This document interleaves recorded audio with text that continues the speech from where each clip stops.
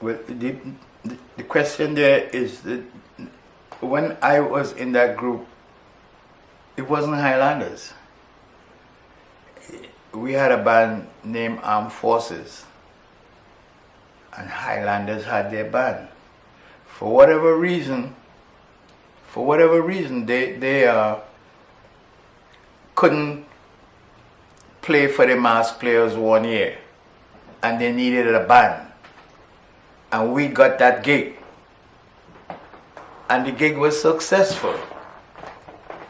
So we were adopted by Highlanders. Armed Forces was adopted by Highlanders.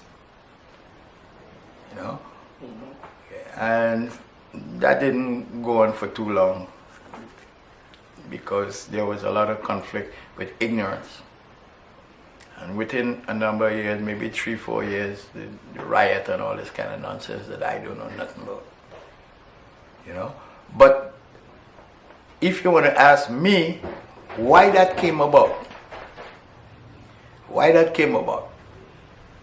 we are a very young band. Young people, all, you know, like you guys. And other steel bands was you know, Bajan and all them kind of thing there, people who want to do people harm, ignorant people. And Bertie Marshall, at that time, he was the baddest pan tuner in Trinidad. And everybody wanted his instrument. But he couldn't supply everybody. And he have a band, so the best was his band used to song like no other band. And that created, you know, and that is, in my estimation, I think that is what caused all this kind of ignorance and riot and fight and mash up band and all kind of thing. Highlanders never came back. Why did you join Highlanders? I had nothing else to do.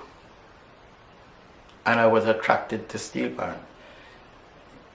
Attracted from since I was about 9 years old, living in the country in Moruga. They had a community band, and my family had a business, and we had space for them to come and perform, like for little festivals and things, Carnival Monday, you know, thing like that. And I was always attracted to that. I get my ass beat for that too. So when that happened, you was in Highlanders, that's why you have on your back? No. That's when I was 9 years old. I didn't want to get into that, okay. I just want to ask them about it. No, Highlanders start when I was about 30. For you, or yeah, because you was an initial member of the band. Yeah, no, I was, yes, because when we transferred, when we were adopted, I was the original member of Armed Forces, and Highlanders adopted us, so I was part of that. Right. You know? Well, that's sweet, boy.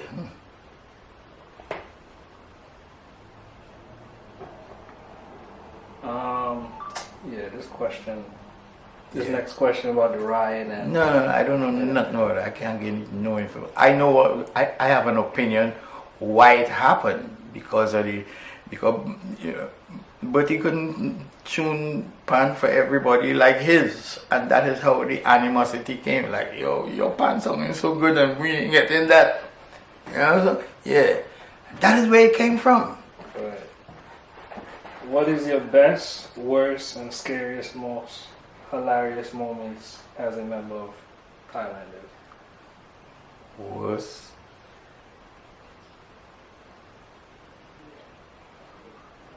I don't know. And all of them I can't say it was no worse. The only thing probably I said it was when they mash up the band and we had to go home. But that was it. What about the best?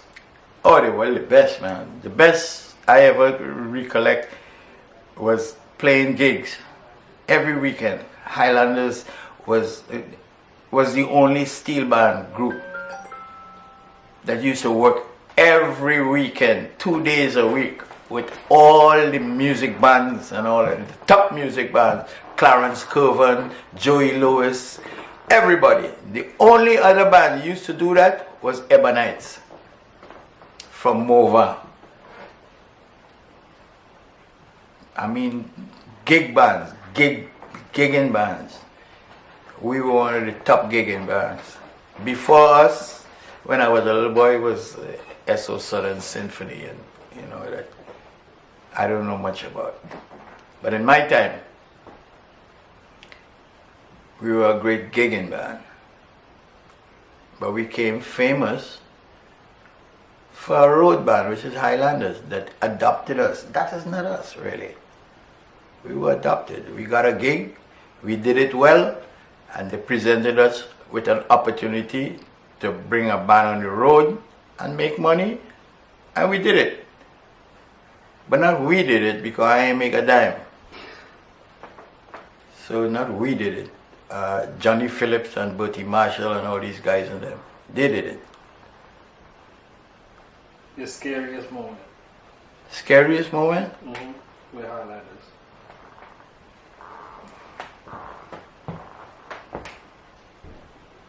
Coming home in the night after the riot shit, because I was skeptic. I don't know how people was thinking.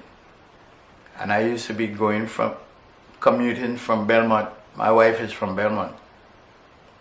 So after this kind of animosity shit, I still had was to go from Lavantie to Belmont.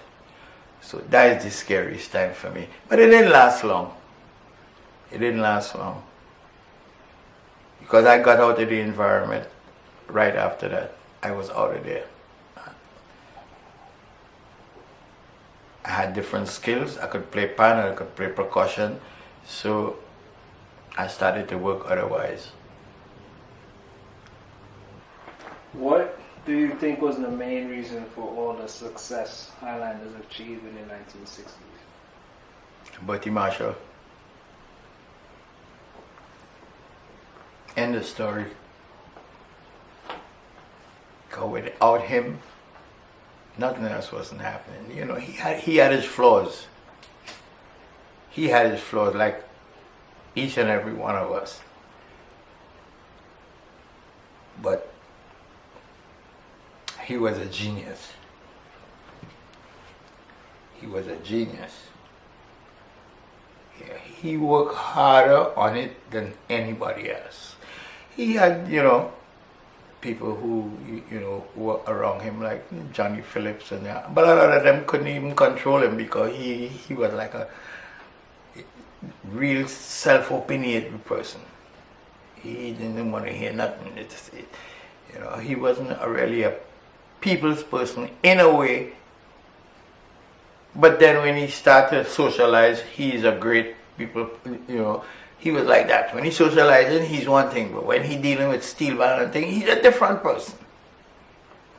You know, a lot of people couldn't understand him for that. But he was a genius.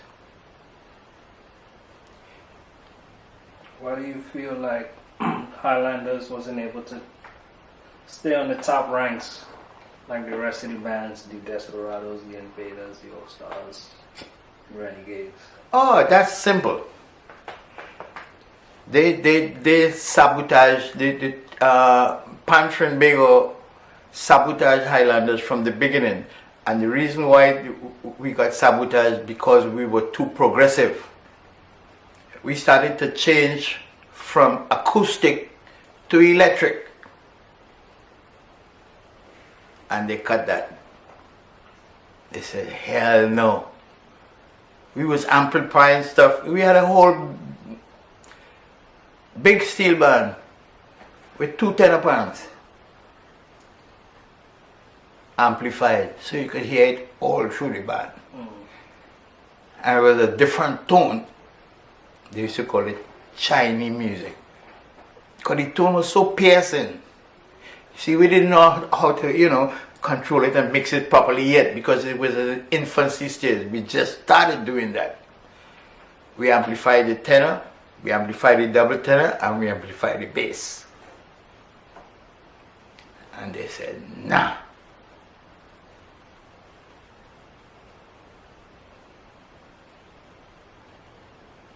There was a panorama. I'm not sure, can't remember the year, but the song was Mama This Is Mass. And the decision came down between Desperado and Highlanders in Panorama. And everybody know Highlanders lick it up, but they disqualify us because of amplification. They said, nah, you can't be Desperado. Because they wanted to, they're accustomed to the acoustic, thing, which, well, that was fine. So we decided to let them go on with that because we want to move on. We want to do different things. But he went and created the bird phone and all them things. So, we wanted to move on and they wanted to keep us back. So we got out of the race. How do you believe Highlanders has done to you? What do you believe, sorry. What do you believe Highlanders has done to you? Psychologically, spiritually impacted your life, helped shape you into the adult you are now?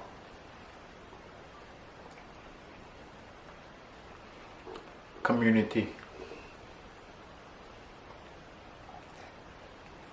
We were a tight community and free of all kinds of bullshit, all kinds of violence. And they had violent guys in the neighborhood, but that wasn't around our band at all. We didn't have that. So that's what they gave me, a sense of community, and up to now,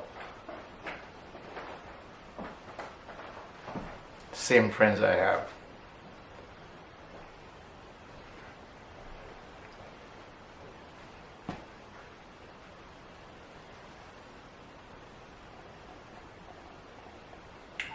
What do you think it would take to return Highlanders to the top ranks, to be a successful large band? A couple $1 million and good management. That's all it takes. And a band is as good as its music. You could have the best band in the world. You could have the best organization in the world, and you don't have good music, you don't have a band. Take it from there. Two more questions here. You kind of answered this one. How do you think Highlanders could improve its community? Just stick with it, stay there. They're doing good so far. They got a lease on the property, and they got funds to put up a building. I don't know what they're going to call it, maybe a community center or this or whatever they're going to call it, but they got funds to put that up, and all that is, in progress. But that still doesn't make a band. That's just the beginning. You have to have several different inputs. In my opinion, we have to, well, we don't have Bertie Marshall again. So you just have to deal with the top tuners and deal with the top music people to put your music together. I think that's it, but it takes a couple $1 million. So once they, pursue it and, keep with it and do some fundraising, and like steel bands usually do, you pull it off. I am available for any suggestions and any input, that I could think, buying cash.